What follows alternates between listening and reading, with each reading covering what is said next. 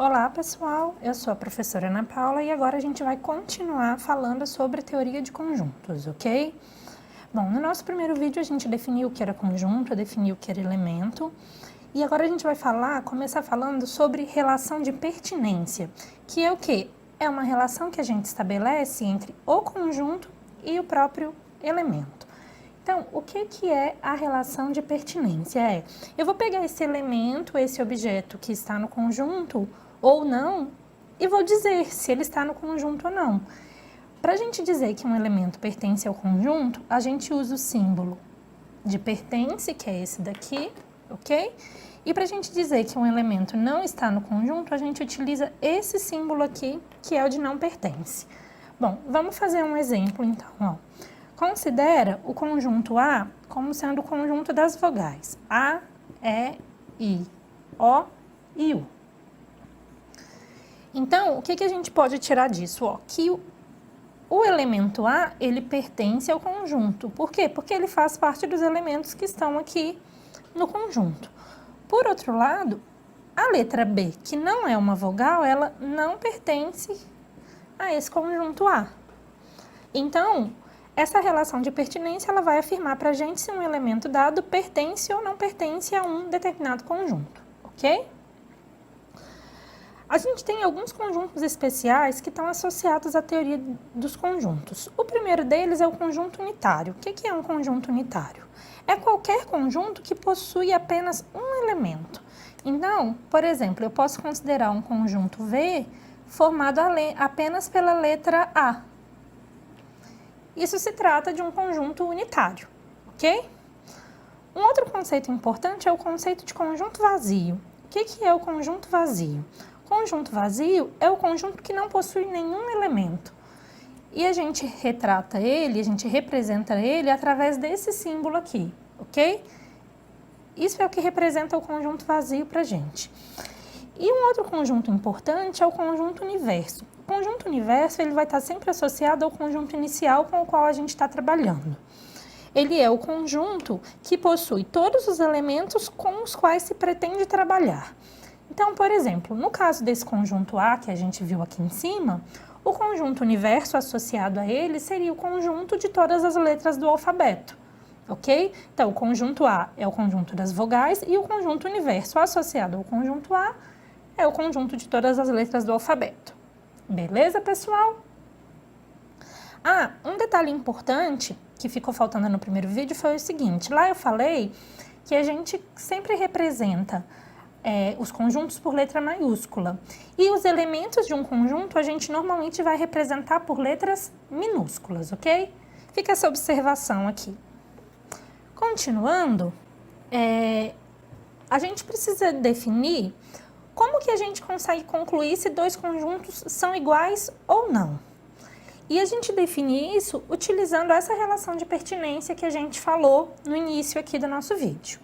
Ó, se todo elemento que pertence a um conjunto A também pertencer a um conjunto B, e todo elemento que pertencer a um conjunto B também pertencer ao conjunto A, a gente vai poder dizer o quê?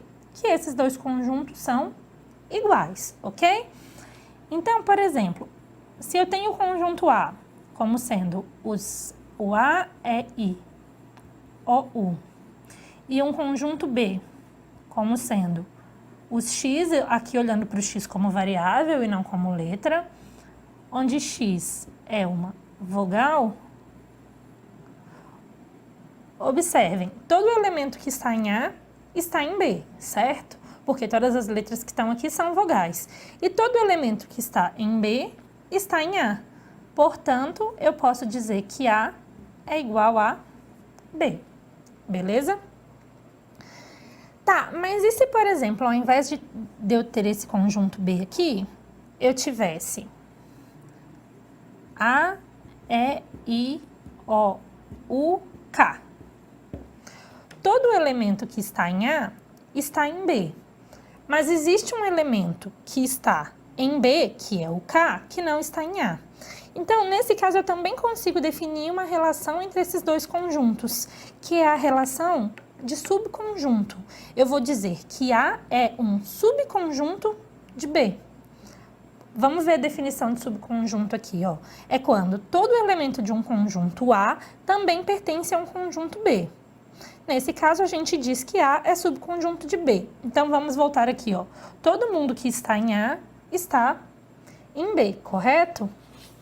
Então, eu digo que A é subconjunto de B e represento isso dessa maneira aqui. Esse símbolo é o símbolo de está contido. Ou eu escrevo que B contém A, ok?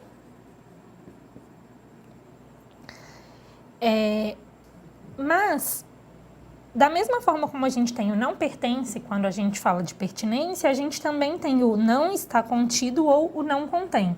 De que maneira isso acontece? Se existe um elemento no conjunto A, tal que esse elemento não está no conjunto B, então a gente diz que A não está contido em B. Que A não está contido em B, ok? Se a gente olhar aqui para o exemplo que a gente tinha aqui em cima, a gente tem que o B não está contido em A. Por quê? Porque existe o K aqui que não pertence a esse conjunto. Tá ok? Um outro exemplo que a gente poderia pensar também aqui, ao invés do B, seria o próprio conjunto de todas as letras do alfabeto, né?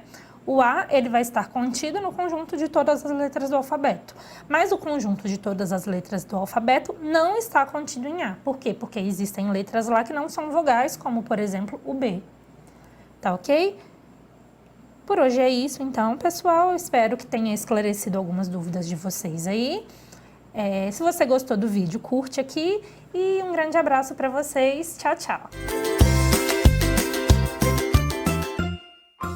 Olá! Gostaram dos vídeos? Agregou no seu aprendizado? Para assistir novamente, clique na imagem ao lado. Agora, se você quiser dar continuidade nos seus estudos, clique na imagem ao lado.